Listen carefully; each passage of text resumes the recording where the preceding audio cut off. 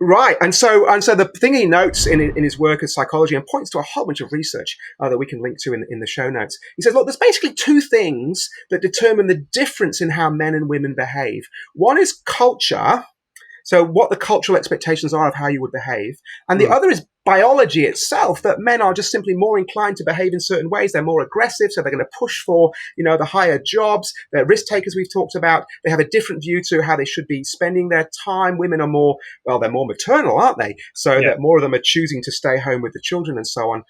But here's the thing you noticed.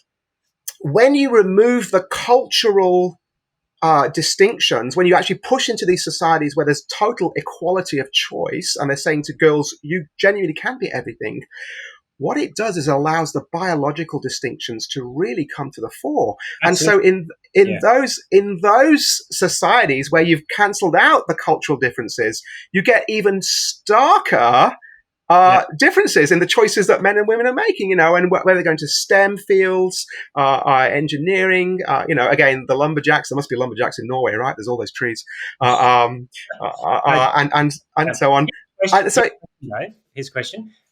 So opportunity at university shows that more women are studying at university, so it's not that issue. You've got no. to take in the issue that many women take a lot of time out to have babies, but also the state is also saying this is how you should. We want to look after your kids from the age of 0 to the age of 18, and most women are now going. Many women are saying we don't want that. Now, here's the question: as dual citizens, as Christians, what should our response be? Because I don't want to go down patriarchy line, but nor Yeah. do I say we're all the same. How do you navigate that tension as a Christian from a biblical perspective? Well, you don't want to play into stereotypes, right? So we don't want to go back to Stepford Wives kind of scene and insist that people ought to do things. But we do need to face just the basic reality, which Jesus himself affirms. He says, in the beginning, God made them male and females. There is a clear distinction between men and women. We're not just a few little differences in biology, but really basically the same. We are actually very, very different to one another. And so we'll make choices. And so I think what we need to do is say to men and women, it's okay to make those choices that actually come quite naturally to you, and yet the culture around you almost criticizes you for making. So, mum, if you want to stay home from 0 to 18, or at least until your kids hit high school, which is the choice my mum made, no problem. Actually, we want to affirm that that's a kind of you're resonating with something deep inside you, and that's the way that God has made you. If you kind of go, for my sanity, I need to get out of here, that's okay as well. But what we're seeing in culture is just any distinction, the attempt just to wipe it away and refuse to acknowledge that men and women are different, and they choose different roles and they act in different ways. And again, it's this blurring out of the way that we're made.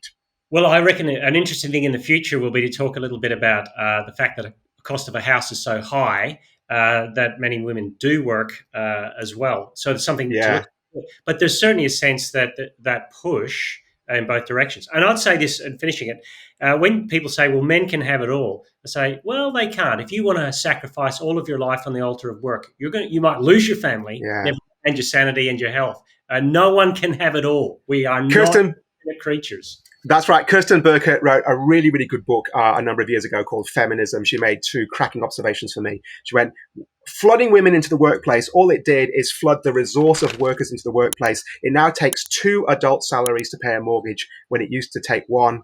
They've just priced themselves out. Secondly, she went, one of the things that feminism has done is it said to women, you have the right to be as utterly selfish and self-centered as the men you've been complaining about have been. There's got to be a better way. And Jesus tells us what it is. God made us in a certain way.